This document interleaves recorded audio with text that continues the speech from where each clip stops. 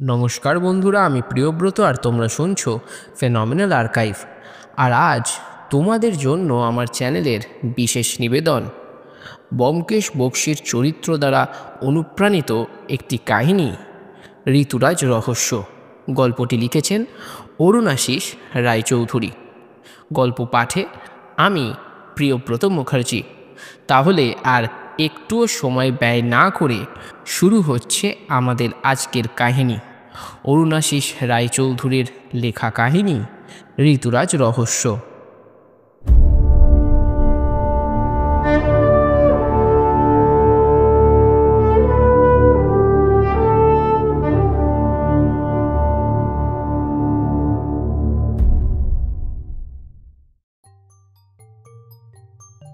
1965 সালের গ্রীষ্মকাল। কলকাতার বৈশাখী দুপুরের তপ্ত রোদে পথচারীদের মুখে ক্লান্তির ছায়া। আমি রজত সেনগুপ্ত সত্যব্রত মুখার্জির সঙ্গে আমাদের বাসভবনে বসে আড্ডা দিচ্ছিলাম। সত্যব্রত আমার বন্ধু, যাকে সবাই গোয়েন্দা হিসেবে জানত। সেদিন সে কিছুটা অন্যমনস্ক ছিল। তার চোখে একটা অস্থির ভাব, যেন কোনো অজানা রহস্য তাকে ডাক দিচ্ছিল। আমি তখন একটা পুরনো সিগারেটের টিন আর চা নিয়ে এসে টেবিলে রাখলাম। ইন্দুমতি সত্যব্রত স্ত্রী রান্নাঘর থেকে ভেসে আসা পোলাওয়ের গন্ধে মুখরোচক পরিবেশ তৈরি করেছিল। হঠাৎ দরজায় টোকা পড়ল। আমি উঠে গিয়ে দরজা খুললাম। সামনে এক তরুণ, বয়সে আমাদের চেয়ে কিছুটা ছোট, কিন্তু তার চোখে একটা অদ্ভুত উৎকণ্ঠা। সে নিজেকে পরিচয় দিল, নমস্কার, আমি সত্যপ্রিয় চৌধুরী, মুসৌরির চৌধুরী পরিবারের ছেলে। আমার বাবা বিখ্যাত ব্যবসায়ী হরিপ্রিয় চৌধুরী। তার কথার মধ্যে একটা আত্মবিশ্বাস ছিল, কিন্তু সেই সঙ্গে কিছুটা ভয়ও মিশেছিল। সত্যব্রত তাকে ভিতরে রাখল। সত্যপ্রিয় বসল। তারপর একটা দীর্ঘশ্বাস ফেলে বলল, আমার জীবনে একটা সমস্যা হয়েছে। আমি আমি স্বভাবতই একটি নারী সঙ্গপ্রিয়। এটা আমার দোষ জানি, কিন্তু এখন মনে হচ্ছে এই স্বভাবের জন্যই আমার জীবন বিপদের মুখে। আমি মুসৌরিতে ফিরে যাচ্ছি। আপনাকে আমার সঙ্গে আসতে হবে সত্যব্রতবাবু। আমি ভয় পাচ্ছি, কেউ আমাকে মারতে চায়। আমি অবাক হয়ে সত্যব্রতর দিকে তাকালাম। সত্যব্রতর মুখে সেই চেনা হাসি ফুটল, যে হাসি সে হাসত যখন কোনো রহস্য তাকে আকর্ষণ করত। সে বলল, আপনার ভয়ের কারণটা কি? কেউ কি আপনাকে হুমকি দিয়েছে? সত্যপ্রিয় কিছুটা ইতস্তত করল, তারপর বলল, আমি ঠিক জানি না, কিন্তু মুসৌরির বাড়িতে কিছু অদ্ভুত ঘটনা ঘটেছে।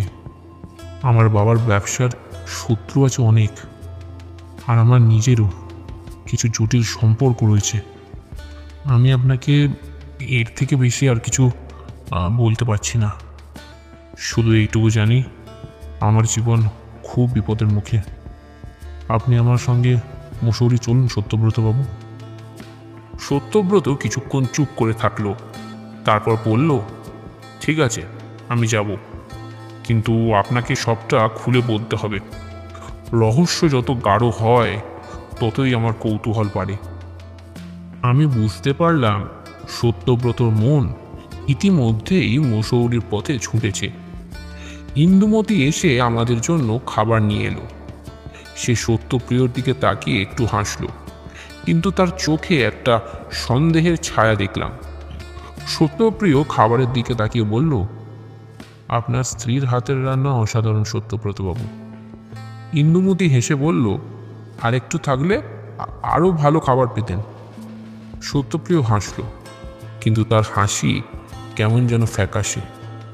সে তাড়াতাড়ি উঠে পড়ল, বলল, সত্যব্রতবাবু, আমি কাল সকালেই মুসৌরি ফিরছি। আপনারা কি আমার সঙ্গে আসবেন? সত্যব্রত বলল, আমরা যাব সত্যপ্রিয়বাবু, কিন্তু মনে রাখবেন, সত্য যতই কঠিন হোক না কেন তা আমার কাছে লুকোবেন না। সত্যপ্রিয় মাথা নাড়ল, কিন্তু তার চোখে একটা অস্বস্তি থেকেই গেল। সে চলে গেল, আর আমরা দুজন মুখোমুখি বসলাম। আমি বললাম, সত্যব্রত, এই ছেলেটির কথা আমার কেমন যেন সন্দেহজনক লাগছে। সত্যব্রত হেসে বলল, রজত, তুমি সবসময় বেশি চিন্তা করো, তবে এটা ঠিক, এই রহস্যের মধ্যে কিছু গাঢ় অন্ধকার লুকিয়ে আছে। মুসৌরি আমাদের জন্য অপেক্ষা করছে বন্ধু। জানি না সেখানে গিয়ে আর কত সত্যের সম্মুখীন হতে হবে এই সত্যব্রতকে। সেদিন রাতে আমি ঘুমোতে গিয়ে ভাবলাম, সত্যপ্রিয়র ভয়ের কারণটা কি হতে পারে? তার বাবার ব্যবসা, নাকি তার নিজের জীবনের জটিল সম্পর্কগুলো? মুসৌরির পাহাড়ি পথে কি রহস্য অপেক্ষা করছে আমাদের জন্য? মুসৌরির পথে ট্রেনের কামরায় বসে আমি জানলার বাইরে তাকিয়েছিলাম। পাহাড়ের সবুজ ঢালে রোদের ঝিকিমিকি যেন একটা অজানা গল্পের ইঙ্গিত দিচ্ছিল।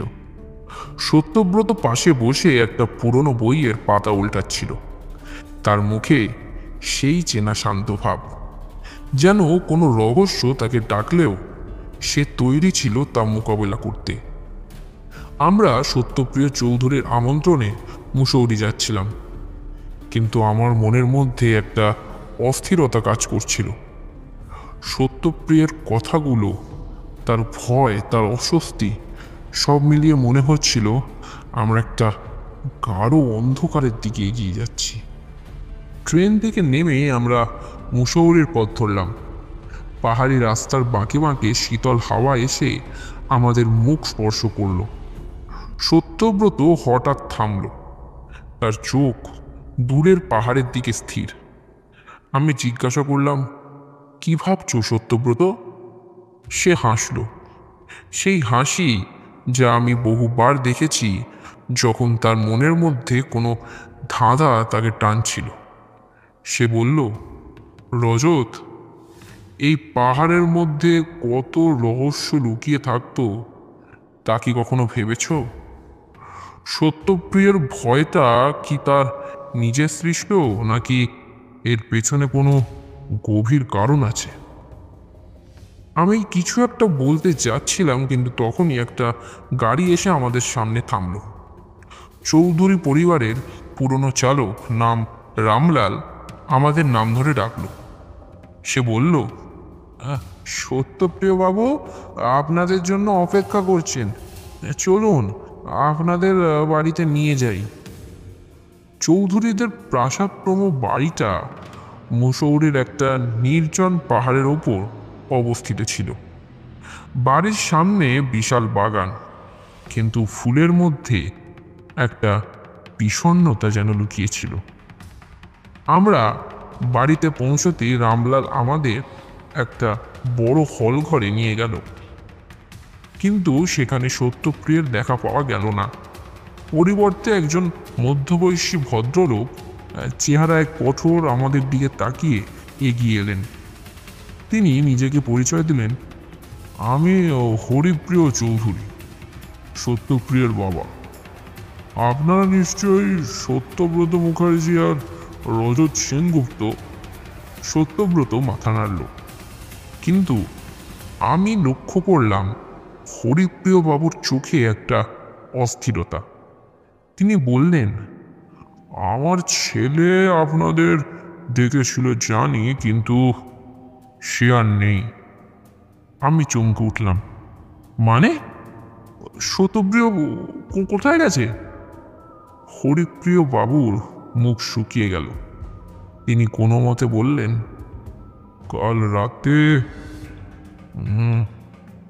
কাল রাতে তাকে তার ঘরে মৃত অবস্থায় পাওয়া গেছে।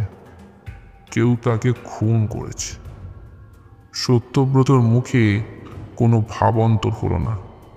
সে শান্ত গলায় বলল, আমাকে সবটা খুলে বলুন, মানে কাল রাতে কি হয়েছিল, কিভাবে এটা ঘটল? কেউ কি বাড়িতে এসেছিল? কোনো সন্দেহজনক কিছু দেখেছিলেন আপনি? হরিপ্রিয় বাবু আমাদের বসতে বললেন। তারপর শুরু করলেন তার বৃত্তান্ত। কাল রাতে সত্যপ্রিয় তার ঘরে ছিল। সে বলেছিল সে কারোর সঙ্গে দেখা করবে, কিন্তু কার সঙ্গে তা বলেনি। রাত 12টার দিকে আমি একটা চিৎকার শুনলাম।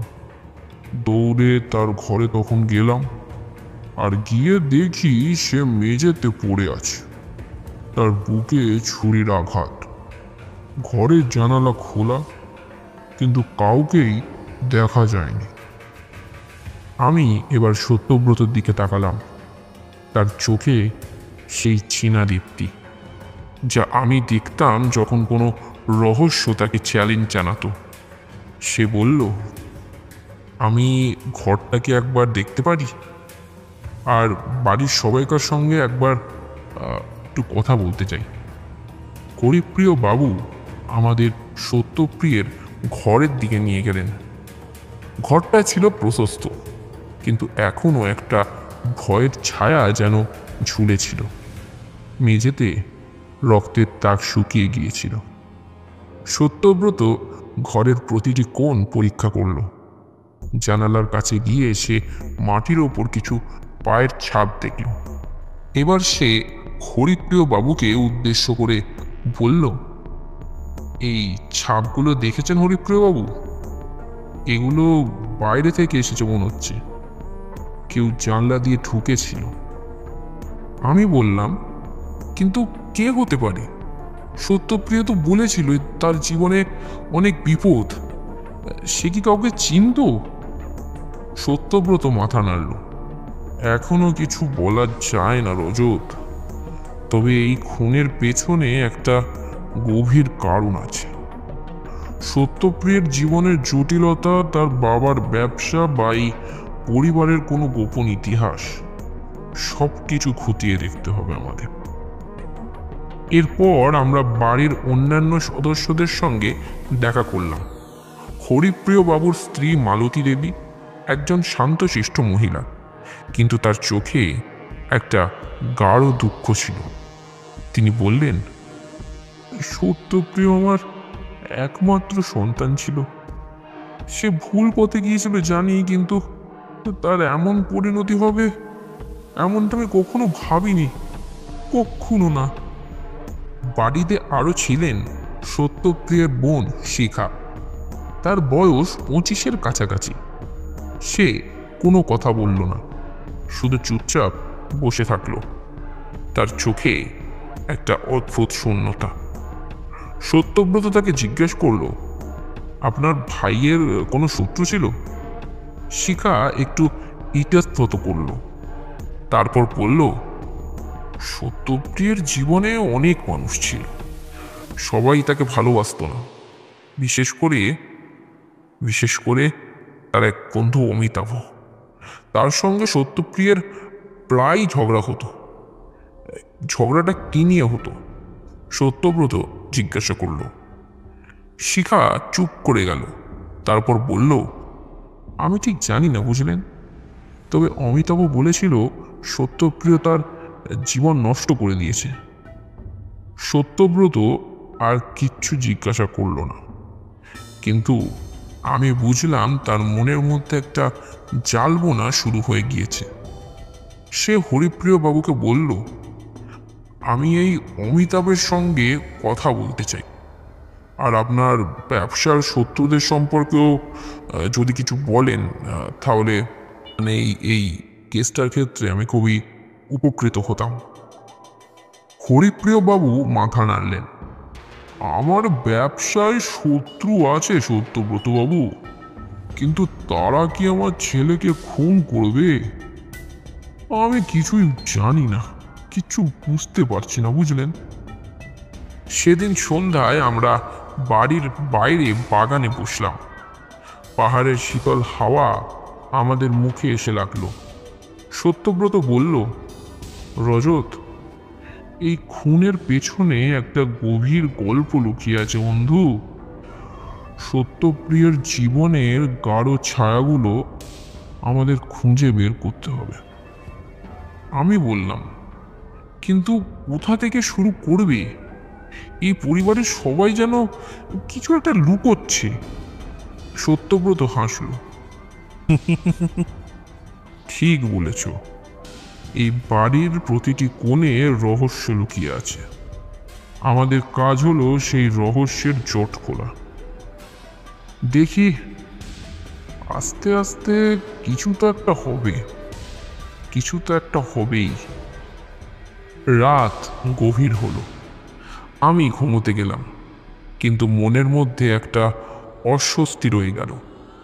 সত্যপ্রিয়ের মৃত্যু, তার পরিবারের গোপন ইতিহাস আর এই পাহাড়ের নীরবতা, সব মিলিয়ে একটা অজানা ভয় আমাকে ঘিরে ধরল। মুসৌরির পাহাড়ি সকাল যেন এক অদ্ভুত রহস্যের পর্দায় ঢাকা ছিল। আমি চৌধুরীদের প্রাসাদপ্রম বাড়ির বারান্দায় বসে এক কাপ চা হাতে নিয়ে পাহাড়ের দিকে তাকিয়েছিলাম। সূর্যের প্রথম আলো পাইন গাছের পাতায় ঝিকমিক করছিল, কিন্তু আমার মনের মধ্যে একটা অস্থিরতা ঘুরপাক খাচ্ছিল। সত্যপ্রিয় চৌধুরীর খুনের ঘটনা আমাদের সামনে একটা গাঢ় ধাঁধা তুলে ধরেছিল। সত্যব্রত ইতিমধ্যে তার তদন্তের জাল বুনতে শুরু করেছিল। তার চোখে সেই চেনা দীপ্তি, যা আমি দেখতাম যখন কোনো রহস্য তার মনকে পুরোপুরি আঁকড়ে ধরত। সকালের জলখাবারের পর সত্যব্রত আমায় বলল, রজত, আজ আমাদের অমিতাভের সঙ্গে দেখা করতেই হবে। শিখা যে ইঙ্গিত দিয়েছে তা আমাদের উপেক্ষা করা উচিত নয়। সত্যপ্রিয়র জীবনের জটিলতার একটা চাবিকাঠি হয়তো এই অমিতাভের কাছেই রয়েছে। আমি মাথা নাড়লাম, কিন্তু মনে মনে ভাবলাম, এই চৌধুরী পরিবারের প্রতিটি মানুষ যেন কিছু না কিছু লুকিয়ে রাখত। হরিপ্রিয় বাবু আমাদের জানালেন, অমিতাভ রায় মুসৌরির একটা ছোট হোটেলে থাকত, যেখানে সে তার ব্যবসায়িক কাজের জন্য মাঝে মধ্যে আসত। আমরা রামলালের গাড়িতে করে সেই হোটেলের দিকে রওনা দিলাম। পথে সত্যব্রত চুপচাপ ছিল, তার চোখ দূরের পাহাড়ের দিকে স্থির। আমি জিজ্ঞাসা করলাম, কি ভাবছো সত্যব্রত, অমিতাভের কথা? সে হাসল, সেই হাসি যা আমি বহুবার দেখেছি। রজত, এই খুনের পেছনে একটা গল্প আছে। সত্যপ্রিয়ের জীবন, তার পরিবার, তার শত্রু, সব মিলিয়ে একটা জটিল জাল। আমার মনে হয় অমিতাভ হয়তো এই জালের একটা গেট খুলে দিতে পারে। হোটেলে পৌঁছে আমরা অমিতাভের সঙ্গে দেখা করলাম। অমিতাভ রায় ছিলেন 30-এর কাছাকাছি বয়সের একজন সুঠাম পুরুষ। চেহারায় এক অদ্ভুত তীক্ষ্ণতা, তার চোখে একটা ক্রোধ মিশ্রিত বিষণ্ণতা ছিল। সত্যব্রত নিজের পরিচয় দিয়ে বলল, আমরা সত্যপ্রিয়ের মৃত্যুর তদন্ত করছি। শুনেছি তার সঙ্গে আপনার নাকি কিছু মনোমালিন্য হয়েছিল। অমিতাভের মুখ কঠিন হয়ে গেল। সে বলল, মনোমালিন্য? হ্যাঁ, তা বলতে পারেন। সত্যপ্রিয় আমার বন্ধু ছিল, কিন্তু সে আমার জীবন নষ্ট করে দিয়েছিল। কিভাবে? সত্যব্রত শান্ত গলায় জিজ্ঞেস করল। অমিতাভ একটা দীর্ঘ নিঃশ্বাস ফেলল, তারপর বলল, আমার বোন মাধুরী সত্যপ্রিয়ের প্রেমে পড়েছিল। আমি তাকে সতর্ক করেছিলাম, কিন্তু সে শোনেনি। সত্যপ্রিয় তাকে ভালোবাসার নামে প্রতারণা করেছিল। মাধুরী শেষ পর্যন্ত নিজেকে শেষ করে দিয়েছিল। তার গলায় একটা গাঢ় বেদনা ঝরে পড়ল। আমি চমকে উঠলাম। এই গল্পটা সত্যপ্রিয়ের জীবনের একটা অন্ধকার দিক উন্মোচন করল। সত্যব্রত কিন্তু শান্ত থাকল। সে বলল, আপনি কি তাকে কোনো হুমকি দিয়েছিলেন? অমিতাভ তীক্ষ্ণ দৃষ্টিতে সত্যব্রতর দিকে তাকালো। হ্যাঁ, দিয়েছিলাম। আমি বলেছিলাম সে যদি তার জীবন না বদলায় তবে তার পরিণতি ভালো হবে না। কিন্তু আমি তাকে খুন করিনি সত্যব্রতবাবু। আমি আমি তাকে শাস্তি দিতে চেয়েছিলাম, কিন্তু খুন না, সেটা আমার কাজ নয়। আমি এমনটা কখনোই করতে পারি না। সত্যপ্রিয় আমার অনেক ভালো বন্ধু ছিল। সে আমার জীবন নষ্ট করেছে ঠিকই, কিন্তু তা বলে তাকে নিজের হাতে শেষ করব, এতটা ঘৃণ্যতার কাজ অন্তত আমি করতে পারতাম না। সত্যব্রত মাথা নাড়ল। আপনি কি জানেন সত্যপ্রিয়ের আর কোনো শত্রু ছিল কিনা? অমিতাভ কিছুক্ষণ চুপ করে থাকলো, তারপর বলল, হরিপ্রিয় চৌধুরীর ব্যবসায় অনেক শত্রু আছে, বিশেষ করে রমেশ দত্ত। তার পুরনো ব্যবসায়িক পার্টনার ছিলেন উনি। তাদের মধ্যে বছর দুয়েক আগে একটা বড় ঝগড়া হয়েছিল। রমেশ দত্ত বলেছিল সে চৌধুরী পরিবারকে শেষ করে দেবে। এই তথ্যটা আমাদের নতুন একটা পথ দেখালো। সত্যব্রত আর কিছু বলল না, শুধু অমিতাভকে ধন্যবাদ জানিয়ে চলে এলো। হোটেল থেকে বেরিয়ে আমি বললাম, সত্যব্রত, এই রমেশ দত্তের ব্যাপারটা কি তুমি খতিয়ে দেখবে? সে হাসল। অবশ্যই রজত, কিন্তু আমার মনে হয় এই খুনের পেছনে শুধু ব্যবসায়িক শত্রুতা নয়, আরও কিছু আছে। সত্যপ্রিয়ের ব্যক্তিগত জীবনের জটিলতা এখানে বড় ভূমিকা রাখতে পারে। ফিরে এসে আমরা হরিপ্রিয় বাবুর সঙ্গে আবার কথা বললাম। রমেশ দত্তের কথা উঠতেই তার মুখ শক্ত হয়ে গেল। তিনি বললেন, রমেশ আমার পুরনো বন্ধু ছিল, কিন্তু ব্যবসায় তার সঙ্গে আমার মতবিরোধ হয়েছিল। সে আমাকে হুমকি দিয়েছিল ঠিকই, কিন্তু আমার ছেলেকে কি খুন করবে, আমি এমনটা বিশ্বাস করতে পারি না। সত্যব্রত এবার বলল, তবু আমি তার সঙ্গে কথা বলতে চাই। তিনি কোথায় থাকেন? হরিপ্রিয়বাবু একটা ঠিকানা দিলেন। আমরা সিদ্ধান্ত নিলাম পরদিন রমেশ দত্তের সঙ্গে দেখা করব। কিন্তু সেদিন সন্ধ্যায় বাড়িতে ফিরে আমরা আর একটা অদ্ভুত ঘটনার সাক্ষী হলাম। শিখা, সত্যপ্রিয়ের বোন, বাগানে একা দাঁড়িয়েছিল, তার হাতে একটা চিঠি। সত্যব্রত তাকে দেখে এগিয়ে এলো। শিখা দেবী, আপনি কি ঠিক আছেন? শিখা চমকে উঠল, তারপর চিঠিটা দ্রুত লুকিয়ে ফেলল। সে বলল, হ্যাঁ, আমি ঠিক আছি, শুধু শুধু ভাইয়ের কথা ভাবছিলাম আর কি। সত্যব্রত কিছু বলল না, কিন্তু তার চোখে একটা সন্দেহের ছায়া দেখলাম। আমি জিজ্ঞাসা করলাম, ওই চিঠিটা কি ছিল সত্যব্রত? তুমি কি কিছু সন্দেহ করেছ? সে হাসল। রজত, তুমি বড্ড বেশি চিন্তা করো। কিন্তু হ্যাঁ, শিখা কিছু লুকোচ্ছে। এই চিঠি হয়তো আমাদের আরেকটা সূত্র দিতে পারত। কিন্তু যাকে। রাতে খাওয়া দাওয়া শেষ করে আমরা চৌধুরী বাড়ির ছোট লাইব্রেরিতে বসলাম। সত্যব্রত চৌধুরী পরিবারের পুরনো কাগজপত্র ঘাঁটতে শুরু করলো। হঠাৎ সে একটা পুরনো ডায়েরি বের করলো। তাতে হরিপ্রিয় বাবুর বাবার অর্থাৎ সত্যপ্রিয়ের দাদুর হাতের লেখা ছিল। সত্যব্রত সেটা হাতে তুলে নিয়ে পড়তে শুরু করলো, আর আমি তার পাশে বসে শুনছিলাম। ডায়েরিতে একটা অদ্ভুত ঘটনার উল্লেখ ছিল, চৌধুরী পরিবারের একটা পুরনো সম্পত্তির ব্যাপারে। সেই সম্পত্তি নিয়ে বহু বছর আগে একটা বড় কলহ হয়েছিল, এবং তাতে জড়িয়েছিল রমেশ দত্তের বাবা। সত্যব্রত ডায়েরিটা বন্ধ করল, তারপর বলল, রজত, এই খুনের পেছনে শুধু সত্যপ্রিয়ের জীবন নয়, চৌধুরী পরিবারের অতীতও জড়িয়ে আছে। আমাদের এই সম্পত্তির রহস্য খুঁজে বের করতে হবে। আমি বললাম, কিন্তু সত্যব্রত, এতগুলো সূত্র তারপর অমিতাভ, রমেশ দত্ত, শিকার চিঠি, এই সম্পত্তি কোনটা সত্যিকারের গুরুত্বপূর্ণ? সে হাসল। সব কিছুই গুরুত্বপূর্ণ রজত, সব কিছুই। প্রত্যেকটা সূত্রই আমাদের খুঁটিয়ে খুঁটিয়ে পরীক্ষা করতে হবে।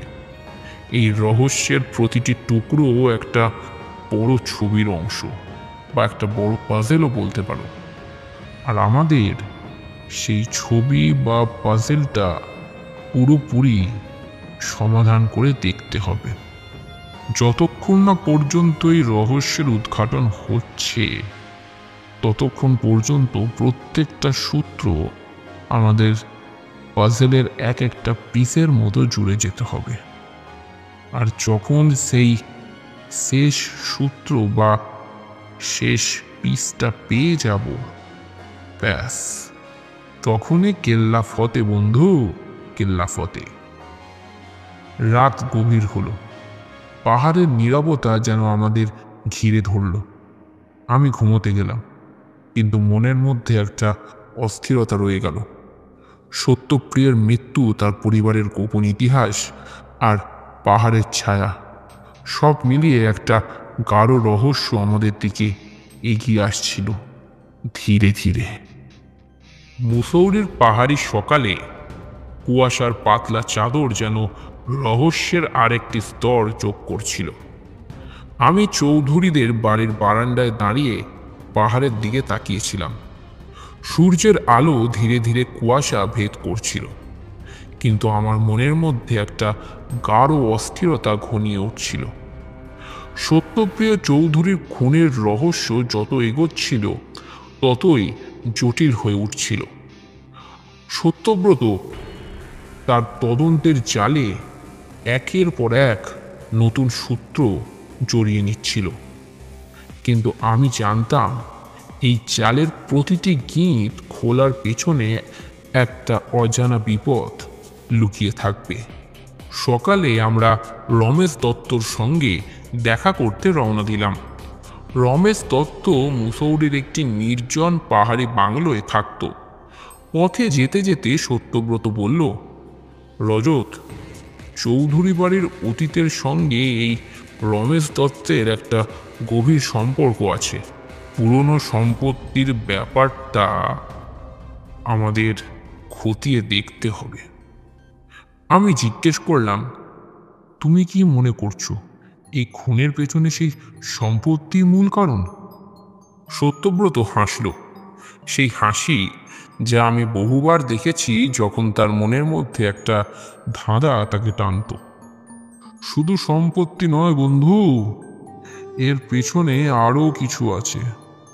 সত্যপ্রিয়ের জীবনের জটিলতা, তার পরিবারের গোপন ইতিহাস, আর এই ব্যবসায়িক শত্রুতা, সব মিলিয়ে একটা গাঢ় ছায়া তৈরি করেছে। আমাদের সেই ছায়ার মধ্যেই ঢুকতে হবে, আর সেই ছায়ার মধ্যে লুকিয়ে থাকা আসল ইন্দ্রজিৎকে আমাদের বের করতে হবে। কিন্তু ইন্দ্রজিৎ তো মেঘের আড়ালে লুকিয়ে থাকতো না। এই হচ্ছে তোমার সমস্যা। আরে রহস্যের গভীরতাটাকে বোঝো। ছায়া, মেঘ, এই সব করে সারা জীবনটা কাটিয়ে দিল। সত্যি অগত্যা আমি বাকি রাস্তা চুপ করে রইলাম। রমেশ দত্তের বাংলো ছিল পুরনো, কিন্তু তার মধ্যে একটা অদ্ভুত জৌলুস ছিল। আমরা দরজায় টোকা দিতেই একজন বয়স্ক চাকর দরজা খুলল। সে আমাদের ভিতরে নিয়ে গেল। রমেশ দত্ত 50-এর কাছাকাছি বয়সের একজন পুরুষ আমাদের সামনে এসে বসলেন। তার চেহারায় একটা কঠোর ভাব, চোখে একটা তীক্ষ্ণ দৃষ্টি। সত্যব্রত নিজের পরিচয় দিয়ে বলল, আমরা সত্যপ্রিয় চৌধুরীর মৃত্যুর তদন্ত করছি। শুনেছি আপনার সঙ্গে চৌধুরী পরিবারের কিছু পুরনো বিরোধ আছে। রমেশ দত্তের মুখে একটা তাচ্ছিল্যের হাসি ফুটল। সে বলল, বিরোধ? হ্যাঁ, তা বলতে পারেন। হরিপ্রিয় চৌধুরী আমার বাবার সঙ্গে প্রতারণা করেছিল একটা সম্পত্তির ব্যাপারে। তারা একসঙ্গে ব্যবসা শুরু করেছিল, কিন্তু হরিপ্রিয় আমাদের ভাগ বঞ্চিত করেছে। আমি তাকে ক্ষমা করিনি সত্যব্রত বাবু, কিন্তু তার ছেলেকে খুন করা আমার পক্ষে সম্ভব নয়, একেবারেই নয়। সত্যব্রত এবার শান্ত গলায় জিজ্ঞেস করল, আপনি কি কখনো সত্যপ্রিয়ের সঙ্গে দেখা করেছিলেন বা তাকে হুমকি দিয়েছিলেন? রমেশ দত্ত একটু ইতস্তত করলেন, তারপর বললেন, হ্যাঁ, একবার দেখা হয়েছিল। সে আমার কাছে এসেছিল, বলেছিল সে তার বাবার ভুল শোধরাতে চায়, কিন্তু আমি তাকে বিশ্বাস করিনি। সে তার বাবার মতোই প্রতারক ছিল। আমি লক্ষ্য করলাম রমেশ দত্তের গলায় একটা তীব্র ক্রোধ। সত্যব্রত কিন্তু শান্ত থাকলো। সে বলল, আপনি কি জানেন সত্যপ্রিয়ের আর কোনো শত্রু ছিল কিনা, বা সেই রাতে তার সঙ্গে কে কে দেখা করতে গিয়েছিল? রমেশ দত্ত মাথা নাড়লেন। আমি অত শত কিছু জানি না বাপু, তবে হরিপ্রিয়ের ব্যবসায় আরও শত্রু আছে, আপনারা তাদের দিকে নজর দিন। ফিরে আসার পথে আমি সত্যব্রতকে বললাম, তুমি কি মনে করছো রমেশ দত্ত কি সত্যি কিছু জানে না? তার কথায় যেন একটা অস্বস্তি লক্ষ্য করলাম। সত্যব্রত বলল, রজত, তুমি ঠিক ধরেছ, রমেশ দত্ত কিছু একটা লুকোচ্ছে, কিন্তু আমাদের এখন শিখার চিঠির ব্যাপারটা খতিয়ে দেখতে হবে। সেই চিঠি হয়তো আমাদের আর একটা সূত্র দেবে, যা এই রহস্যের উন্মোচন ঘটাবেই। চৌধুরীদের বাড়ি ফিরে আমরা শিখার সঙ্গে কথা বলতে চাইলাম, কিন্তু মালতী দেবী, সত্যপ্রিয়ের মা, আমাদের জানালেন শিখা সকাল থেকে বাড়িতে নেই। সে বলেছিল সে এক বন্ধুর বাড়ি যাচ্ছে। মালতী দেবী বললেন। তার গলায় একটা উদ্বেগ ছিল। সত্যব্রত এবার ভ্রু কোঁচকালো। শিখা দেবী কি প্রায় এভাবে বেরিয়ে যান? মালতী দেবী মাথা নাড়লেন। না, সে সাধারণত বাড়িতেই থাকতো, কিন্তু সত্যপ্রিয়ের মৃত্যুর পর থেকে সে যেন কেমন অন্যমনস্ক হয়ে গেছে। সত্যব্রত আর কিছু বলল না। সে আমাকে ডেকে বলল, রজত, আমাদের শিখার পিছু নিতে হবে, তার চিঠিটা আমাদের দেখতেই হবে। সেদিন বিকেলে আমরা জানতে পারলাম শিখা একটা পুরনো গির্জার কাছে গিয়েছিল। আমরা সেখানে পৌঁছলাম। গির্জার চারপাশে নির্জনতা, শুধু পাখির ডাক ভেসে আসছিল। সত্যব্রত গির্জার পেছনের বাগানে গিয়ে থামল। সেখানে শিখা একা দাঁড়িয়েছিল, তার হাতে সেই চিঠি। এবার সত্যব্রত তাকে ডাকল, শিখা দেবী, আমাদের সঙ্গে কথা বলুন, আপনি কিছু একটা লুকোচ্ছেন। শিখা চমকে উঠল, তার চোখে একটা ভয় মিশ্রিত অস্বস্তি।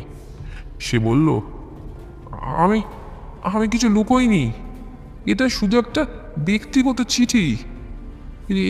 এটা কিছু নয়, এটা তেমন কিছু নয়, এটা এটা কিছু নয়, আপনাদের বলছি তো, এটা কিচ্ছু নয়। সত্যব্রত শান্ত গলায় এবার বলল, আপনার ভাইয়ের খুনের তদন্তে এই চিঠি অনেক গুরুত্বপূর্ণ হতে পারে, আমাকে দেখতে দিন। শিখা অনিচ্ছায় চিঠিটা দিল। সত্যব্রত পড়ল, আর আমি তার পাশে দাঁড়িয়ে শুনলাম। চিঠিটা ছিল একটা অজানা হাতের লেখায়, এবং তাতে লেখা ছিল, সত্যপ্রিয়কে শাস্তি দেওয়া হয়েছে, তুমি যদি মুখ খোলো তবে তুমিও বাঁচবে না। আমি চমকে উঠলাম। এটা কে লিখেছে শিখা? শিখা কাঁপা কাঁপা গলায় বলল, আমি জানি না, এটা কাল রাতে আমার ঘরের দরজার নিচে পড়েছিল। সত্যব্রত চিঠিটা পকেটে রাখলো, তারপর বলল, শিখা দেবী, আপনি কি সত্যপ্রিয়ের কোনো গোপন সম্পর্কের কথা জানতেন, বা তার জীবনের কোনো অন্ধকার দিক? শিখা চুপ করে থাকলো, তারপর ধীরে ধীরে বলল, সত্যপ্রিয়ের জীবনে অনেক মানুষ ছিল, তার মধ্যে একজন ছিল লীলা। সে সে একজন নর্তকী। সত্যপ্রিয় তার প্রেমে পড়েছিল, কিন্তু আমি জানতাম লীলার সঙ্গে তার সম্পর্ক ভালো ছিল না। সত্যব্রত মাথা নাড়ল। এই লীলার সঙ্গে আমাদের কথা বলতে হবে। আপনি কি তার ঠিকানা জানেন? শিখা একটা ঠিকানা দিল। আমরা ফিরে এলাম, কিন্তু আমার মনের মধ্যে একটা অস্থিরতা বাড়ছিল। এই চিঠি, এই হুমকি, আর চৌধুরী পরিবারের অতীত, সব কিছু মিলিয়ে একটা জটিল জাল তৈরি হচ্ছিল। সেদিন রাতে আমরা বাড়ির লাইব্রেরিতে বসলাম। সত্যব্রত বলল, রজত, এই খুনের পেছনে একাধিক মানুষ জড়িত, একাধিক। রমেশ দত্ত, লীলা আর এই চিঠির লেখক, প্রত্যেকের একটা পৃথক পৃথক ভূমিকা রয়েছে এই ঘটনাটার ক্ষেত্রে। আমাদের এখন লীলার সঙ্গে কথা বলতে হবে। এবার আমি বললাম, কিন্তু সত্যব্রত, এই চিঠির লেখক কে, আর শিখা কেন এটা লুকিয়েছিল? সত্যব্রত বলল, শিখা ভয় পেয়েছে বন্ধু, কিন্তু তার ভয়ের পিছনে একটা সত্যি লুকিয়ে আছে, আর আমাদের সেই সত্যটাকেই খুঁজে বের করতে হবে। রাত গভীর হলো, পাহাড়ের নীরবতা যেন আমাদের ঘিরে ধরল। আমি ঘুমোতে গেলাম, কিন্তু মনের মধ্যে একটা গাঢ় ভয় রয়েই গেল। সত্যপ্রিয়ের মৃত্যু, চৌধুরী পরিবারের অন্ধকার ইতিহাস, আর এই হুমকির চিঠি, সব কিছু মিলিয়ে আমরা একটা অজানা বিপদের দিকে এগিয়ে যাচ্ছিলাম। মুসৌরির পাহাড়ি রাত্রি যেন এক অদৃশ্য পর্দায় ঢাকা পড়েছিল। চৌধুরীদের বাড়ির জানলার কাছে দাঁড়িয়ে দূরের অন্ধকারে তাকিয়েছিলাম। পাইন গাছের মাঝে হাওয়ার মৃদু সনসন শব্দ, আর মাঝে মাঝে দূরের কোনো পাখির ডাক ছাড়া সব কিছু নিস্তব্ধ। কিন্তু এই নীরবতার মধ্যে একটা গাঢ় রহস্য লুকিয়ে থাকত, যা আমার মনকে অস্থির করে তুলেছিল। সত্যপ্রিয় চৌধুরীর খুনের ঘটনা আমাদের সামনে একের পর এক ধাঁধা তুলে ধরছিল। সত্যব্রত তার তদন্তের জালে নতুন সূত্র জড়িয়ে নিচ্ছিল, কিন্তু আমি জানতাম প্রতিটি সূত্র যেন আমাদের আরও গভীর অন্ধকারের দিকে টেনে নিয়ে যাচ্ছিল। সকালে আমরা লীলার সঙ্গে দেখা করতে রওনা দিলাম। শিখার দেওয়া ঠিকানা অনুযায়ী লীলা মুসৌরির একটি ছোট্ট ক্লাবে নর্তকী হিসেবে কাজ করত।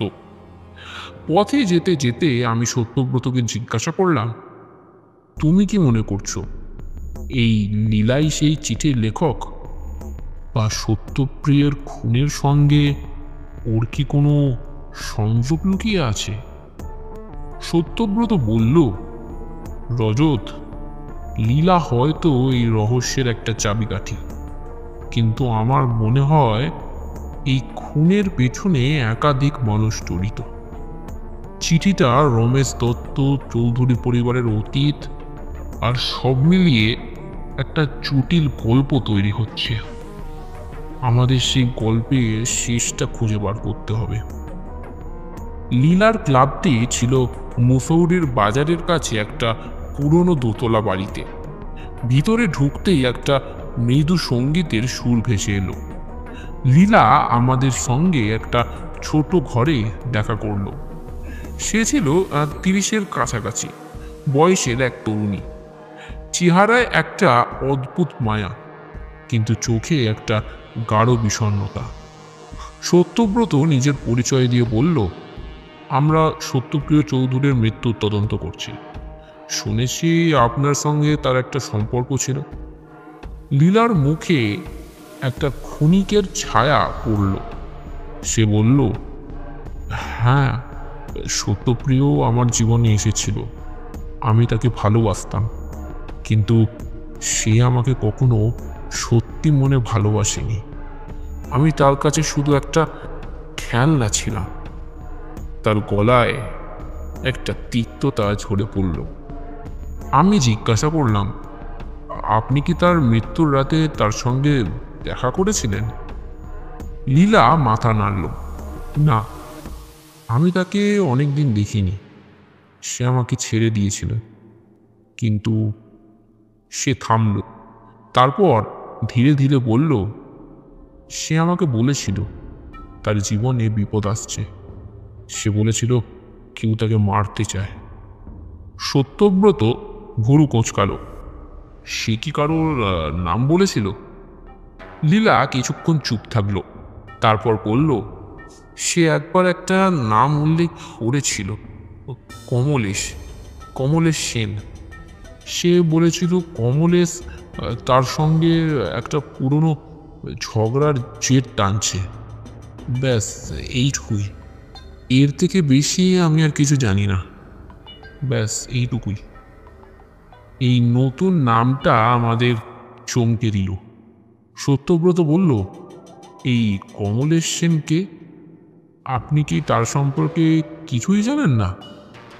লীলা মাথা নাড়ল। আমি শুধু এইটুকুই জানতাম, সত্যপ্রিয় খুব ভয়ে ছিল। সে বলেছিল কমলেশ তার জীবন নষ্ট করতে চায়। নীলার কাছ থেকে বিদায় নিয়ে আমরা ফিরে এলাম। পথে আমি সত্যব্রতকে বললাম, এই কমলেশ সেন আবার কি? আর এই ঝগড়াটা কি নিয়েছিল? সত্যব্রত বলল, রজত, এই রহস্যের প্রতিটি সূত্র আমাদের একটা বড় ছবির দিকে নিয়ে যাচ্ছে, বা একটা বড় কোনো পাজেলের দিকে। আমাদের এখন কমলেশ সেনের খোঁজ করতে হবে। আর শিখার চিঠির ব্যাপারটাও ভুলে যাওয়া যাবে না কিন্তু। চিঠি আর কমলেশ সেন, এই দুটো বিষয়ই ভীষণ গোলমেলে, ভীষণ। চৌধুরীদের বাড়ি ফিরে আমরা হরিপ্রিয় বাবুর সঙ্গে কথা বললাম। কমলেশ সেনের নাম শুনে তার মুখ শুকিয়ে গেল। তিনি বললেন, কমলেশ আমার পুরনো বিজনেস পার্টনার ছিল, কিন্তু তার সঙ্গে আমার ঝগড়া হয়েছিল সে তো অনেক দিন আগে। সে আমাকে অভিযোগ করেছিল আমি তার সঙ্গে প্রতারণা করেছি, কিন্তু আমি তার সঙ্গে কোনো রকম প্রতারণা করিনি। সে এই সব করে শহরই ছেড়ে চলে গেল। আমি আর এর থেকে বেশি কিছু ওর সম্পর্কে জানি না। সত্যব্রত জিজ্ঞেস করলো, সে কি সত্যপ্রিয়ের সঙ্গে যোগাযোগ রাখত? হরিপ্রিয় বাবু মাথা নাড়লেন। আরে আমি তো আপনাকে বললাম আমি এর থেকে বেশি আর কিছু জানি না। তবে সত্যপ্রিয়ের জীবনে অনেক মানুষ ছিল, সে কার সঙ্গে কি সম্পর্ক রাখত আমি সব জানতাম না। সেদিন বিকেলে আমরা শিখার সঙ্গে আবার কথা বলতে চাইলাম, কিন্তু মালতী দেবী জানালেন শিখা নিজেকে নিজের ঘরে বন্ধ করে রেখেছে।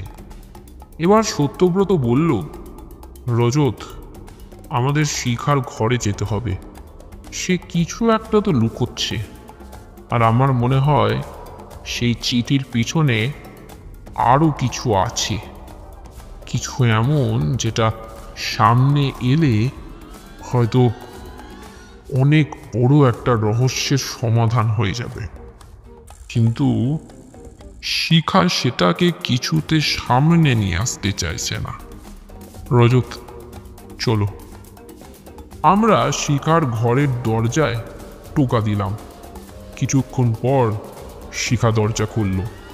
তার চোখে একটা অস্থির ভাব, হাতে একটা পুরনো ছবি। সত্যব্রত তাকে জিজ্ঞাসা করল, শিখা দেবী, আপনি আমাদের সব কিছু বলছেন না, কিন্তু এই ছবিটা কি? শিখা কাঁপা হাতে ছবিটা দিল সত্যব্রতর কাছে। তাতে সত্যপ্রিয় আর একজন অজানা পুরুষের ছবি ছিল। পিছনে লেখা ছিল, কমলেশের সঙ্গে 1963। আমি চমকে উঠলাম। এটা কি এটা কি সেই কমলেশ সেন? শিখা মাথা নাড়ল। হ্যাঁ, সে ভাইয়ের বন্ধু ছিল, কিন্তু তাদের মধ্যে একটা ঝগড়া হয়েছিল। আমি জানতাম না এটা এত গুরুত্বপূর্ণ। সত্যব্রত ছবিটা হাতে নিয়ে পরীক্ষা করলো, তারপর বলল, শিখা দেবী, আপনি জানেন কমলেশ এখন কোথায়? শিখা চুপ করে থাকলো, তারপর ধীরে ধীরে বলল, এ মুসৌরিতেই আছে। আমি শুনেছি সে একটা পুরনো বাড়িতে থাকে, পাহাড়ের উপর। সত্যব্রত মাথা নাড়ল। জোত, চলো, আমাদের এখনই তার সঙ্গে কথা বলতে হবে। আর আপনাকে একটা কথা বলছি শিখা দেবী, আর কিছু লুকোবেন না। এই খুনের পেছনে আপনার পরিবারের অতীত কিন্তু জড়িয়ে আছে, আর সেই অতীত কিন্তু বড়ই ভয়ানক। শিখা কিছু বলল না, শুধু মাথা নিচু করে থাকলো। আমরা তার ঘর থেকে বেরিয়ে এলাম।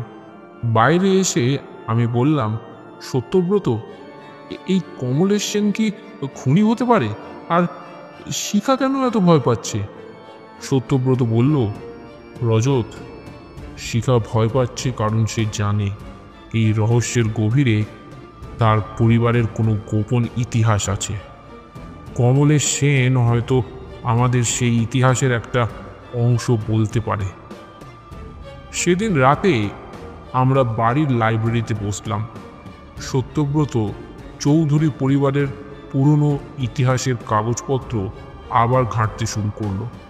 হঠাৎ সত্যব্রত একটা পুরনো চিঠি বের করলো। তাতে লেখা ছিল হরিপ্রিয় চৌধুরী আর কমলেশ সেনের মধ্যে একটা চুক্তির কথা।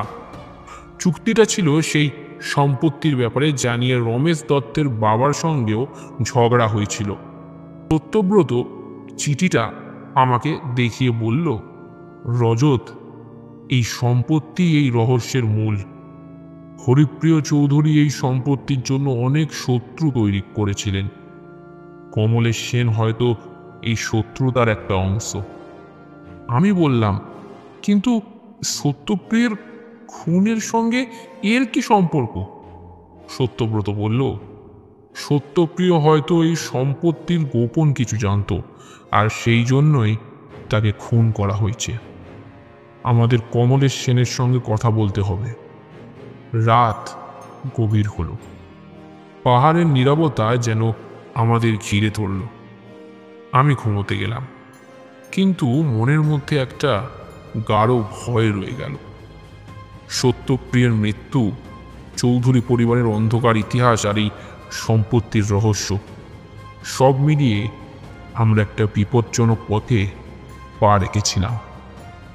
মুসৌরির পাহাড়ি দুপুরে সূর্যের তির্যক আলো পাইন গাছের পাতায় এসে ঝিকমিক করছিল।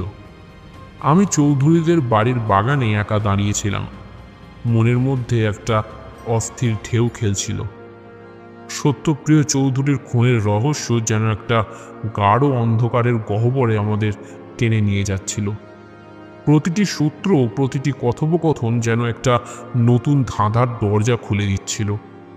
সত্যব্রত তার তদন্তের জালে একের পর এক গিঁট বেঁধে চলেছিল, কিন্তু আমি জানতাম এই জালের শেষ প্রান্তে কি অপেক্ষা করছিল তা এখনো অজানা।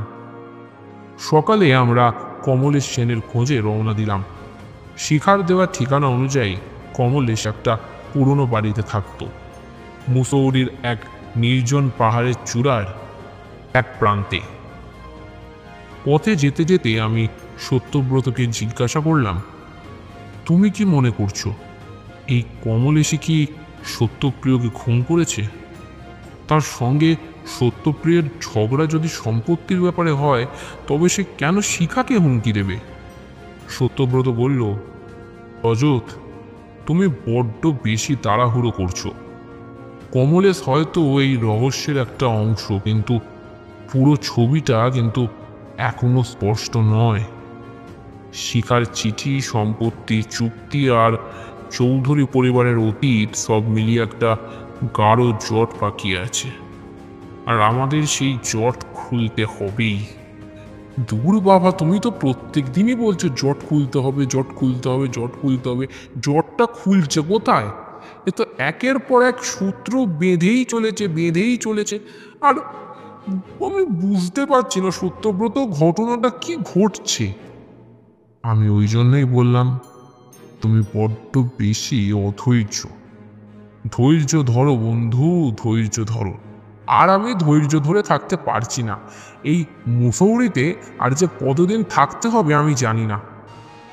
ভালোই তো আছো চৌধুরীদের অতিথি হয়ে, তা এত জ্বালা কিসের? হ্যাঁ, কলকাতায় এই গরমে কত কষ্টে থাকতে হতো বলো তো। আর এই মুসৌরির মতো এত ভালো জায়গায় কত সুন্দরভাবে আছি। একটু রিল্যাক্স করো না। এই তুমি আবার ইংরেজি শিখলে কোথা থেকে? বন্ধু, একটু আধটু ইংরেজি আমিও জানি। সারাদিন ধরে ওই যে বই পড়ি, মানে যে বাংলা বইগুলো পড়ি আর কি, সেইগুলো দেখে তুমি যদি ভাবো যে আমি সারা জীবন শুধু বাংলাই পড়েছি আর অন্য কোনো ভাষা আমি জানি না, এটা তাহলে খুবই একটা বাজে ব্যাপার। কিন্তু মানে তুমি তাহলে এখনো পর্যন্ত আমাকে চেনোনি। আর কি বলবো তোমায়, তোমার সাথে আমার কথা বলাটাই দেয়। বাকি রাস্তাটা আমি একদম চুপ করেই রইলাম। কমলেশ সেনের বাড়িটা ছিল পুরনো, প্রায় জরাজীর্ণ। চারপাশে ঝোপঝাড় আর পাহাড়ি গাছের ছায়া ঘিরে রেখেছিল। দরজায় টোকা দিতেই একজন মধ্যবয়সী পুরুষ দরজা খুলল। তার চেহারায় একটা ক্লান্ত ভাব, চোখে একটা তীক্ষ্ণ দৃষ্টি। সত্যব্রত নিজের পরিচয় দিয়ে বলল, আমরা সত্যপ্রিয় চৌধুরীর মৃত্যুর তদন্ত করছি। শুনেছি আপনার সঙ্গে তার কিছু মনোমালিন্য হয়েছিল। কমলেশ সেন আমাদের ভিতরে ডাকলো। ঘরের মধ্যে একটা বিষণ্ণ পরিবেশ, যেন বহু বছর ধরে কেউ এখানে হাসেনি। সত্যব্রত এবং আমি ঘরের ভেতরে এসে সোফায় বসলাম। তারপর কমলেশ সেন আমাদের উদ্দেশ্যে বললেন, হ্যাঁ, সত্যপ্রিয়র সঙ্গে আমার একটা ঝগড়া হয়েছিল বটে, কিন্তু তা ব্যক্তিগত নয়, ব্যবসায়িক। তার বাবা হরিপ্রিয় চৌধুরী আমার সঙ্গে প্রতারণা করেছিল। একটা সম্পত্তির চুক্তিতে আমাকে বঞ্চিত করা হয়েছিল। আমি সত্যপ্রিয়কে বলেছিলাম সে যেন তার বাবার ভুল শোধরায়, কিন্তু সে আমাকে উপেক্ষা করেছিল। সত্যব্রত শান্ত গলায় জিজ্ঞেস করল, আপনি কি তাকে হুমকি দিয়েছিলেন বা তার মৃত্যুর রাতে তার সঙ্গে দেখা করেছিলেন? কমলেশের মুখ কঠিন হয়ে গেল। সে বলল, হুমকি? হ্যাঁ, আমি তাকে বলেছিলাম তার বাবার পাপের ফল তাকে ভোগ করতে হবে, কিন্তু আমি তাকে খুন করিনি সত্যব্রতবাবু। আমি সেই রাতে আমার বাড়িতেই ছিলাম। আমি লক্ষ্য করলাম কমলেশের গলায় একটা অস্বস্তি। সত্যব্রত বলল, আপনি কি জানেন সত্যপ্রিয়ার আর কোনো শত্রু ছিল কিনা, বা শিখা দেবীকে কেউ কেন হুমকি দেবে? কমলেশ একটু ইতস্তত করল, তারপর বলল, শিখা? আমি তার সঙ্গে কখনো কথা বলিনি, তবে তার নাম আমি শুনেছি। সত্যপ্রিয়ের জীবনে একজন মহিলা ছিল, শিখা না লীলা কি একটা ছিল, বেশ, হ্যাঁ কি একটা ছিল, আমি এইটুকুই জানি। আর তার সঙ্গে নাকি সত্যপ্রিয়ের সম্পর্ক খুব একটা ভালো ছিল না। হয়তো সে কিছু জানতো। সত্যব্রত মাথা নাড়ল। আপনি কি সেই সম্পত্তির চুক্তির কাগজপত্র দেখাতে পারেন? কমলেশ উঠে গিয়ে একটা পুরনো বাক্স থেকে কিছু কাগজ বার করল। তাতে হরিপ্রিয় চৌধুরী এবং কমলেশের মধ্যে একটা চুক্তির বিবরণ ছিল, কিন্তু সেই চুক্তির একটা অংশে একটা অদ্ভুত ধারা ছিল। সম্পত্তির একটা অংশ কোনো তৃতীয় পক্ষের নামে লেখা ছিল, যার নাম কাগজে উল্লেখ ছিল না। সত্যব্রত কাগজগুলো পরীক্ষা করে বলল, এই তৃতীয় পক্ষটাকে? কমলেশবাবু, আপনি কি এর সম্পর্কে কিছু জানতেন? কমলেশ মাথা নাড়ল। আমি শুধু জানতাম হরিপ্রিয় কাউকে এই সম্পত্তির একটা অংশ দিয়েছিলেন, কিন্তু কাকে তা আমি কখনো জানিনি বা জানার চেষ্টাও করিনি। কমলেশের কাছ থেকে বিদায় নিয়ে আমরা ফিরে এলাম। পথে আমি সত্যব্রতকে বললাম, সত্যব্রত, ওই তৃতীয় পক্ষটা আবার কে? আর এই সম্পত্তির ব্যাপারটা এত গুরুত্বপূর্ণ কেন? সত্যব্রত বলল, রজত, এই সম্পত্তি খুনের মূল চাবিকাঠি। হরিপ্রিয় চৌধুরী কাউকে এই সম্পত্তির অংশ দিয়েছিলেন, আর সেই কারণেই হয়তো সত্যপ্রিয়কে খুন করা হয়েছে। আমাদের এই তৃতীয় পক্ষের খোঁজ করতে হবে। চৌধুরীদের বাড়ি ফিরে আমরা হরিপ্রিয় বাবুর সঙ্গে কথা বললাম। সম্পত্তির এই তৃতীয় পক্ষের কথা শুনে তার মুখ ফ্যাকাশে হয়ে গেল। তিনি বললেন, আমি আমি সেই তৃতীয় পক্ষের নাম বলতে পারবো না, এটা আমার পরিবারের একটা গোপন ব্যাপার। সত্যব্রত কঠিন গলায় বলল, হরিপ্রিয় বাবু, আপনার ছেলে খুন হয়েছে। আপনি যদি সত্য লুকোন তবে এই রহস্য কখনো সমাধান হবে না। সেই তৃতীয় পক্ষ কে বলুন?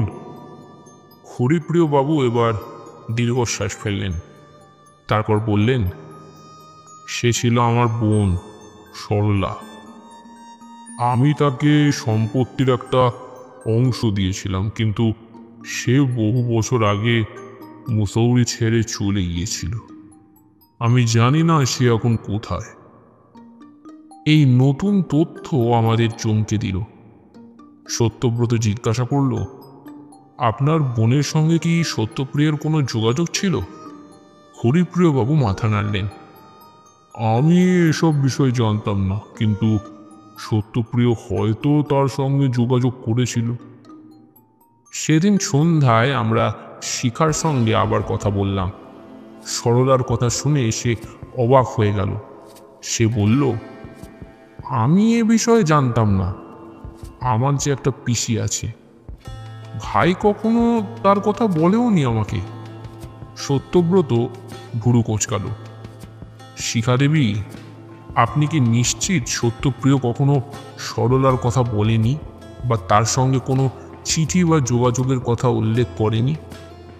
শিখা কিছুক্ষণ চুপ থাকলো, তারপর বলল, একবার ভাই একটা চিঠির কথা বলেছিল। সে বলেছিল সে একটা পুরনো গোপন ইতিহাস জানতে পেরেছে, কিন্তু সে আমাকে এ বিষয়ে আর কিছু বলেনি। সত্যব্রত মাথা নাড়ল।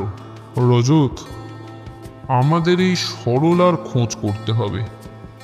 তার সঙ্গে এই খুনের কোনো একটা যুক্ত আছেই। রাতে আমরা বাড়ির লাইব্রেরিতে বসলাম। সত্যব্রত চৌধুরী পরিবারের পুরনো কাগজপত্র আবার ঘাঁটতে শুরু করলো। হঠাৎ সে একটা পুরনো ছবি বের করলো।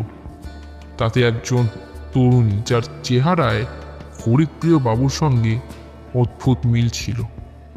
পিছনে লেখা ছিল, সরলা, 1995। সত্যব্রত ছবিটা আমাকে দেখিয়ে বলল, রজত, এই সরলাই এই রহস্যের শেষ চাবিকাঠি। আমাদের তাকে খুঁজে বের করতে হবে। এবার আমি বললাম, কিন্তু সত্যব্রত, সে যদি মুসৌরি ছেড়ে চলে গিয়ে থাকে তবে তাকে কিভাবে খুঁজবে তুমি? সত্যব্রত এবার বলল, রজত, কোনো গোপন চিরকাল লুকিয়ে থাকতে পারে না। আমরা সরলার খোঁজ পাবই। রাত গভীর হলো। পাহাড়ের নীরবতা আমাদের ঘিরে ধরল। আমি ঘুমোতে গেলাম, কিন্তু মনের মধ্যে একটা গাঢ় অস্থিরতা রয়েই গেল। সত্যপ্রিয়ের মৃত্যু, চৌধুরী পরিবারের অতীত, আর এই সম্পত্তির গোপন সত্য, সব মিলিয়ে আমরা এক বিপজ্জনক রহস্যের গভীরে প্রবেশ করছিলাম। মুসৌরির পাহাড়ের সন্ধ্যায় একটা শীতল হাওয়া বইছিল, যেন পাহাড়ের গাছপালা ফিসফিস করে কোনো গোপন কথা বলছিল। আমি চৌধুরীদের বাড়ির বারান্দায় দাঁড়িয়ে দূরের অন্ধকারে তাকিয়েছিলাম। আকাশে তারার মিটমিট আলো আর পাহাড়ের নীরবতা যেন একটা গাঢ় রহস্যের পর্দা টেনে দিয়েছিল। সত্যপ্রিয় চৌধুরীর খুনের তদন্ত আমাদের এক অজানা গহ্বরের দিকে নিয়ে যাচ্ছিল। সত্যব্রত তার তদন্তের জালে প্রতিটি সূত্র যত্ন করে বুনছিল, কিন্তু আমি জানতাম এই জালের শেষ গিঁট খোলার পেছনে একটা বিপজ্জনক সত্য লুকিয়ে আছে। সকালে আমরা সরলার খোঁজে রওনা দিলাম। হরিপ্রিয়বাবু জানিয়েছিলেন তার বোন সরলা বহু বছর আগে মুসৌরি ছেড়ে চলে গিয়েছিলেন, কিন্তু সত্যব্রতর মনে হয়েছিল তিনি হয়তো এখনো কাছাকাছি কোথাও আছেন। আমরা মুসৌরির পুরনো রেকর্ড অফিসে গিয়ে কিছু তথ্য সংগ্রহ করলাম। একজন বয়স্ক কেরানি আমাদের জানালো সরলা দেবী একসময় মুসৌরির কাছে একটা ছোট্ট গ্রাম কৈনথলায় থাকতেন। আমরা সিদ্ধান্ত নিলাম সেখানে যাব। কৈনথলার পথে পাহাড়ি রাস্তার বাঁকে বাঁকে সবুজের সমারোহ আমাদের ঘিরে ধরল। আমি সত্যব্রতকে জিজ্ঞাসা করলাম, তুমি কি মনে করছো এই সরলাই সত্যপ্রিয়ের খুনের পেছনে জড়িত, বা সেই কি সেই চিঠির লেখক? সত্যব্রত বলল, রজত, সরলা হয়তো এই রহস্যের শেষ চাবিকাঠি। তার সঙ্গে সম্পত্তির যোগ আছে, আর সত্যপ্রিয় হয়তো তার কাছে কিছু জানতে গিয়েছিল। আমাদের তাকে খুঁজে বের করতে হবে। সত্যব্রত, একটার পর একটা রহস্য তো খুঁজেই চলেছে, আর তার সঙ্গে ফ্রি পাচ্ছি একটা করে নতুন সূত্র। তা তুমি কি করে বলছো এই সরলাই আমাদের শেষ চাবিকাঠি? বন্ধু, অভিজ্ঞতাই হলো আসল। আমার মন বলছে এই সরলাই এই রহস্যের জট খুলবে। কৈনথলায় পৌঁছে আমরা একটা পুরনো কুটিরের সামনে থামলাম। গ্রামের একজন বৃদ্ধ আমাদের জানালো সরলা দেবী এখানেই থাকতেন, কিন্তু তিনি খুব একা জীবনযাপন করতেন। আমরা কুটিরের দরজায় টোকা দিলাম। কিছুক্ষণ পর একজন বয়স্কা মহিলা দরজা খুললেন। তার চেহারায় হরিপ্রিয় বাবুর সঙ্গে একটা স্পষ্ট মিল ছিল, কিন্তু চোখে একটা গাঢ় বিষণ্ণতা। সত্যব্রত নিজের পরিচয় দিয়ে বলল, আমরা সত্যপ্রিয় চৌধুরীর মৃত্যু তদন্ত করছি। আপনি কি সরলা দেবী? মহিলা মাথা নাড়লেন। হ্যাঁ, আমি সরলা, কিন্তু আমি জানতাম না সত্যপ্রিয় মারা গেছে। তার গলায় একটা কাঁপুনি ছিল। আমরা ভিতরে গিয়ে বসলাম। ঘরের মধ্যে একটা সাধারণ পরিবেশ, কিন্তু দেওয়ালে কিছু পুরনো ছবি ঝুলছিল। সরলা আমাদের চা দিলেন, তারপর ধীরে ধীরে বললেন, আমি অনেক বছর আগে আমার ভাই হরিপ্রিয়ের সঙ্গে সম্পর্ক ছিন্ন করেছিলাম। সে আমাকে সম্পত্তির একটা অংশ দিয়েছিল, কিন্তু তার পেছনে একটা গোপন ইতিহাস ছিল। সত্যব্রত ভুরু কুঁচকাল। কি ইতিহাস, সেটা কি জানতে পারি? সরলা দীর্ঘশ্বাস ফেললেন। আমাদের বাবা, অর্থাৎ হরিপ্রিয়ের বাবা, একজন কঠোর মানুষ ছিলেন। তিনি সম্পত্তির একটা অংশ আমার নামে লিখে দিয়েছিলেন, কিন্তু শর্ত ছিল আমি কখনো তা বিক্রি করতে পারবো না। হরিপ্রিয় এই শর্ত মানেনি। সে সম্পত্তির একটা অংশ রমেশ দত্তের বাবার কাছ থেকে কিনে নিয়েছিল, কিন্তু আমার অংশ নিয়ে ঝগড়া হয়েছিল। আমি তাকে বলেছিলাম আমি সম্পত্তি ছাড়ব না। এবার আমি জিজ্ঞাসা করলাম, সত্যপ্রিয় কি এই সম্পত্তির কথা জানতো? সরলা মাথা নাড়লেন। হ্যাঁ, সে জানতো। সে আমার সঙ্গে যোগাযোগ করেছিল। সে বলেছিল সে তার বাবার ভুল শোধরাতে চায়, কিন্তু আমি তাকে বিশ্বাস করিনি। আমি ভেবেছিলাম সে আমার সম্পত্তি হাতিয়ে নিতে চায়। সত্যব্রত এবার শান্ত গলায় বলল, আপনি কি তাকে হুমকি দিয়েছিলেন বা শিখাকে কি কোনো চিঠি লিখেছিলেন, মানে কোনো হুমকির চিঠি? সরলার মুখ এবার ফ্যাকাশে হয়ে গেল। সে বলল, না, আমি কাউকে হুমকি টুমকি দিইনি। আমি শুধু আমার সম্পত্তি রক্ষা করতে চেয়েছিলাম। কিন্তু সে থামল, তারপর বলল, আমি শুনেছি হরিপ্রিয়ের আর একজন শত্রু ছিল, কি বেশ নামটা যেন, হ্যাঁ, কমলেশ সেন। সে আমার সঙ্গেও যোগাযোগ করেছিল। সে বলেছিল সে চৌধুরী পরিবারকে শেষ করে দেবে। এই তথ্য আমাদের চমকে দিল। সত্যব্রত জিজ্ঞাসা করল, কমলেশ কি সত্যপ্রিয়ের সঙ্গে দেখা করেছিল? সরলা মাথা নাড়লেন। আমি ঠিক বলতে পারবো না, কিন্তু সে আমাকে বলেছিল সত্যপ্রিয় তার পথে বাধা হয়ে দাঁড়িয়েছে। সরলার কাছ থেকে বিদায় নিয়ে আমরা ফিরে এলাম। পথে আমি বললাম, সত্যব্রত, এই কমলের সেনি কি খুনি? তার সঙ্গে সত্যপ্রিয়ের ঝগড়া আর শিখার চিঠি সবকিছু যেন তার দিকে ইঙ্গিত করছে। সত্যব্রত বলল, রজত, তুমি বড্ড তাড়াহুড়ো করছো। কমলেশ হয়তো একটা অংশ, কিন্তু আমার মনে হয় এই খুনের পেছনে আরও কেউ আছে। আমাদের হরিপ্রিয় বাবুর সঙ্গে আবার কথা বলতে হবে। চৌধুরীদের বাড়ি ফিরে আমরা হরিপ্রিয় বাবুর সঙ্গে দেখা করলাম। সরলার কথা শুনে তিনি অস্বস্তিতে পড়লেন। তিনি বললেন, আমি জানতাম সরলা আমাকে কখনো ক্ষমা করেনি আর করবেও না, কিন্তু আমি ভাবিনি সে সত্যপ্রিয়ের সঙ্গে যোগাযোগ করবে। সত্যব্রত জিজ্ঞাসা করল, আপনি কি নিশ্চিত সরলা এই খুনের সঙ্গে জড়িত নয়, বা কমলেশ সেনের সঙ্গে আপনার আর কোনো বিরোধ ছিল না? হরিপ্রিয়বাবু চুপ করে থাকলেন, তারপর বললেন, কমলেশ আমাকে হুমকি দিয়েছিল। সে বলেছিল আমার পরিবারকে শেষ করে দেবে, কিন্তু আমি ভাবিনি সে আমার ছেলেকে খুন করবে। সেদিন সন্ধ্যায় আমরা শিখার সঙ্গে কথা বললাম। সে একটা নতুন তথ্য দিল। আমি ভাইয়ের ঘরে একটা পুরনো চিঠি পেয়েছিলাম, সে বলল। তাতে লেখা ছিল সে কমলেশের কাছে একটা চুক্তি নিয়ে কথা বলতে চায়। সত্যব্রত চিঠিটা হাতে নিয়ে পড়ল, তারপর বলল, রজত, এই চিঠি আমাদের কমলেশের কাছে ফিরিয়ে নিয়ে যাবে। আমার মনে হয় সে এই খুনের পেছনে জড়িত।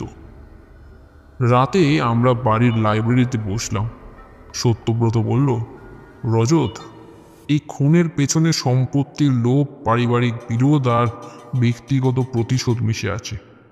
কমলেশ সেন, সরলা আর হরিপ্রিয় প্রত্যেকের একটা আলাদা আলাদা ভূমিকা রয়েছে। আমাদের এখন কমলেশের সঙ্গে আবার কথা বলতে হবে। আমি বললাম, কিন্তু সত্যব্রত, যদি কমলেশ খুনি না হয়, তবে কে ওই হুমকির চিঠিটা শিখাকে লিখল? মানে আমি তো কিছুই বুঝতেই পারছি না। সত্যব্রত এবার বলল, রজত, এই রহস্যের শেষ ধাঁধাটা এখনো বাকি। আমরা সত্যের খুব কাছাকাছি এসে গেছি বন্ধু, খুব কাছাকাছি। রাত গভীর হলো। পাহাড়ের নীরবতা আমাদের ঘিরে ধরল। আমি ঘুমোতে গেলাম, কিন্তু মনের মধ্যে একটা গাঢ় অস্থিরতা রয়ে গেল। সত্যপ্রিয়ের মৃত্যু, চৌধুরী পরিবারের অতীত আর সম্পত্তির গোপন সত্য সব মিলিয়ে আমরা একটা বিপজ্জনক রহস্যের সমাধানের দ্বার প্রান্তে পৌঁছে গিয়েছিলাম। মুসৌরির পাহাড়ি প্রভাতে কুয়াশার পাতলা পর্দা ধীরে ধীরে উঠে যাচ্ছিল, যেন প্রকৃতি নিজেই একটা গাঢ় রহস্যের সমাধানের পথ দেখাচ্ছিল। আমি চৌধুরীদের বাড়ির বারান্দায় দাঁড়িয়ে পাহাড়ের সবুজ ঢালের দিকে তাকিয়েছিলাম। সূর্যের প্রথম আলো পাইন গাছের পাতায় ঝিকমিক করছিল, কিন্তু আমার মনের মধ্যে একটা অস্থির ঢেউ খেলছিল। সত্যপ্রিয় চৌধুরীর খুনের তদন্ত আমাদের একটা জটিল জালের মধ্যে টেনে নিয়ে গিয়েছিল। সত্যব্রত তার তদন্তের প্রতিটি সূত্র যত্ন করে পরীক্ষা করছিল। আমি জানতাম আমরা এখন রহস্যের সমাধানের দ্বার প্রান্তে পৌঁছে গিয়েছিলাম, কিন্তু সেই সমাধানের পথে একটা বিপজ্জনক সত্য লুকিয়ে আছে। সকালে আমরা কমলেশ সেনের সঙ্গে আবার দেখা করতে রওনা দিলাম। সত্যব্রতর মনে হচ্ছিল কমলেশ কিছু লুকোচ্ছিল এবং শিখার চিঠি ও সম্পত্তির গোপন চুক্তির সঙ্গে তার একটা গভীর যোগ ছিল। পথে যেতে যেতে আমি সত্যব্রতকে জিজ্ঞাসা করলাম, তুমি কি মনে করছো এবার বলো তো, কমলেশই কি সত্যপ্রিয়কে খুন করেছে? তার সঙ্গে সম্পত্তির বিরোধ আর শিখার চিঠি সব কিছু যেন তার দিকেই তো ইঙ্গিত করছে। এবার তুমি আমায় পুরো ব্যাপারটা একটু খোলসা করে বলো তো, আমি আর থাকতে পারছি না। সত্যব্রত হাসল, তারপর বলল, রজত, আমি আবারও বলছি, তুমি বড্ড বেশি তাড়াহুড়ো করছো। কমলেশ হয়তো এই রহস্যের একটা অংশ, কিন্তু পুরো ছবিটা এখনো কিন্তু স্পষ্ট নয়। আমাদের তার কাছে যাওয়ার আগে আর একবার চৌধুরী পরিবারের সঙ্গে কথা বলতে হবে। আমরা ফিরে এসে হরিপ্রিয় বাবুর সঙ্গে দেখা করলাম। সত্যব্রত সরাসরি প্রশ্ন করল, হরিপ্রিয় বাবু, আপনি কি নিশ্চিত আপনার বোন সরলার সঙ্গে সত্যপ্রিয়ের কোনো যোগাযোগ ছিল না, বা কমলেশ সেনের সঙ্গে আপনার আর কোনো গোপন বিরোধ ছিল না?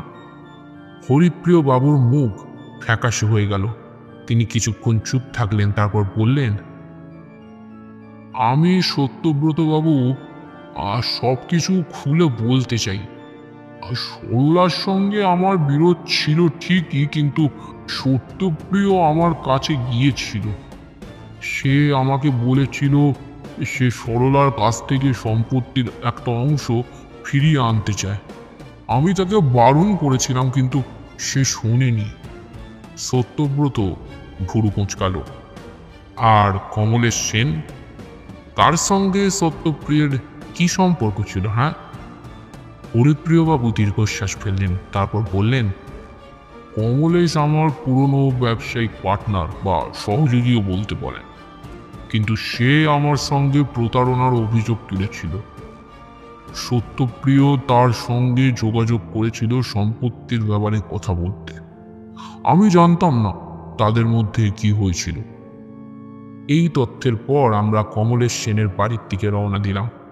তার জরাজীর্ণ বাড়ির সামনে পৌঁছে আমরা দরজায় টোকা দিলাম, কিন্তু কেউ দরজা খুলল না। সত্যব্রত চারপাশে তাকিয়ে বলল, রজত, কিছু একটা ঠিক নেই, আমাদের ভিতরে যেতে হবে। আমরা দরজা ঠেলে ভিতরে ঢুকলাম। ঘরের মধ্যে একটা অন্ধকার পরিবেশ, আর মেঝেতে কমলেশ সেন পড়েছিল, তার বুকে ছুরির আঘাত। আমি চমকে উঠলাম, সত্যব্রত, এটা কি হলো? কি হলো এটা? সত্যব্রত শান্তভাবে ঘরটা পরীক্ষা করলো।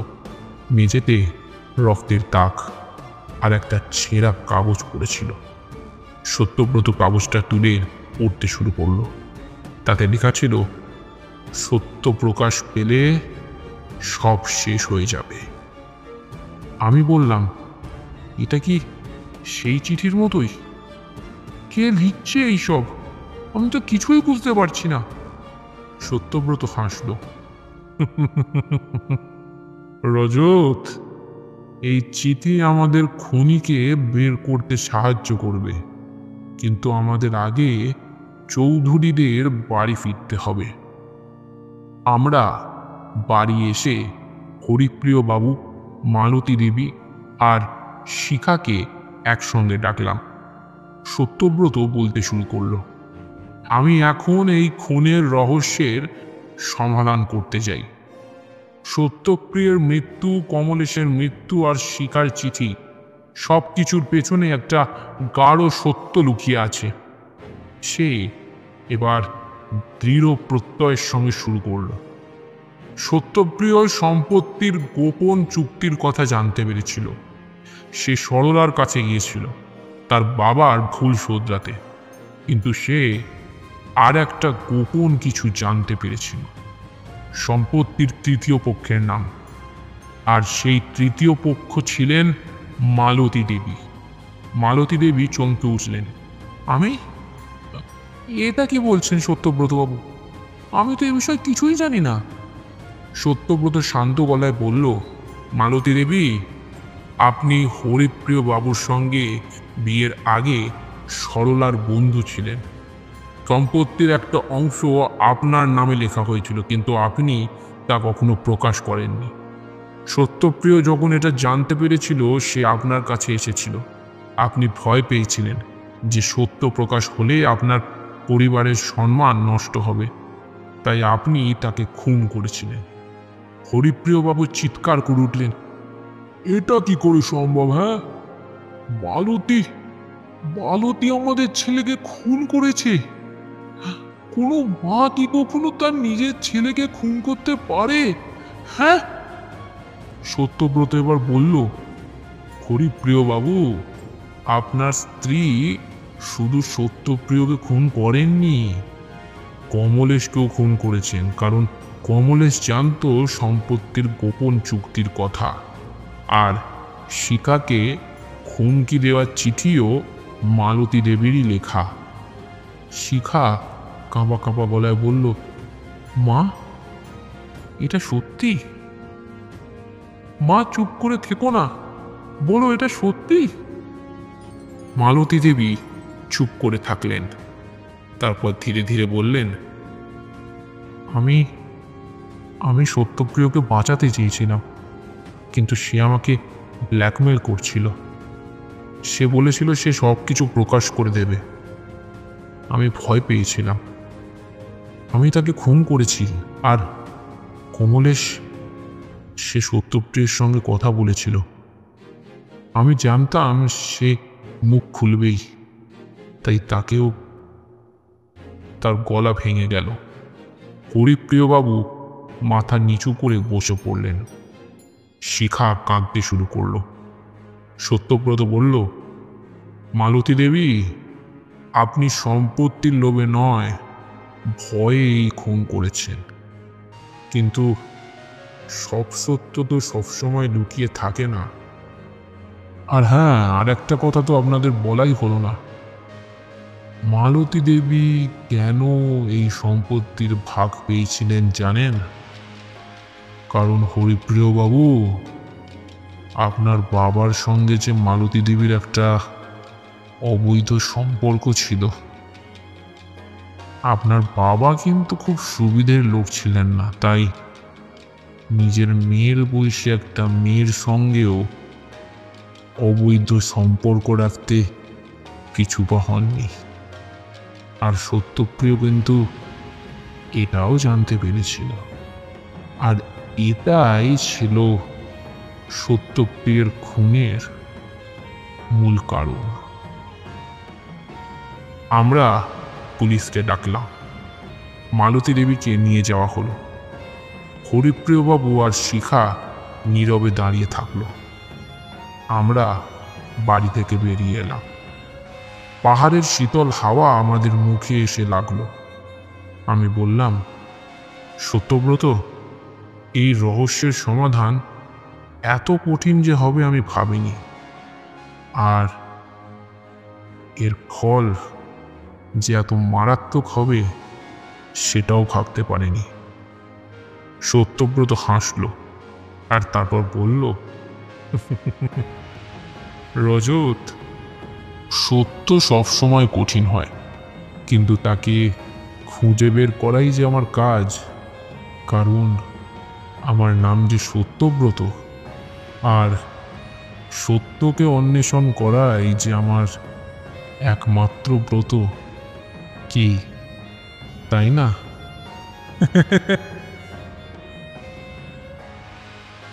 আমরা ফিরে এলাম কলকাতায়। কলকাতার এক অলস দুপুরে আমি খাটে শুয়ে শুয়ে একটা পুরনো ম্যাগাজিন পড়ছিলাম। আর সত্যব্রত ফিরে গেছে তার পুরনো বাংলার কবিতার বইয়ে। এমন সময় ফোনটা বেজে উঠল। সত্যব্রত ফোনটা ধরল আর তারপর বলল, হ্যালো, সত্যব্রত মুখার্জি স্পিকিং। ফোনটা শুনেই আমার মনে হলো আবার হয়তো আমাদের বেরিয়ে পড়তে হবে আর একটা কোনো নতুন অ্যাডভেঞ্চারে।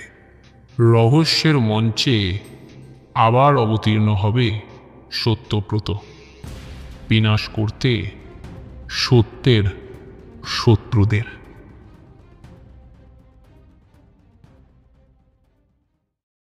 শেষ হলো আমাদের আজকের বিশেষ নিবেদন।